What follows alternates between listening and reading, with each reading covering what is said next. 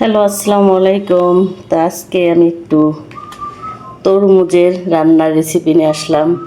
তো এইখানে তরমুজ কাটা, পরিষ্কার ধোয়া আমি সুন্দর করে কাইটে নিছি। তা আর এই জায়গায় হলো আপনার আলুটাও কুচি করে কাইটে নিছি। এখানে ধনিয়া পাতা, এখানে হলো পেঁয়াজ, এখানে কাঁচামরিচ, আর এখানে পরিমাণ মতন মশলা, লবণ, এখানে একটু চিংড়ি মাছ। তা ছেলের বউ বলতেছে, আম্মু একটু তরমুজের সাদা অংশটা একটু রান্না করেন। তা আমি কি ঠিক আছে, আমি আমার মতন করে করি। তা কীরকম হইব আমি জানি না। তা জানি রান্না করতে জানলে ঘাসের যে দুপলাগুলোও রান্না করলে, যদি রান্নার মতো রান্না করা যায় ঘাসের দুপলাও খাওয়া যায়, তাই না? তা এটা তো খাবারের জিনিসই। তাই সাদা অংশটা, আমি তরমুজের সাদা অংশটা রান্না করতেছি আজকের রেসিপি। তা কীভাবে রান্না করব তোমাদের সাথে একটু শেয়ার করব।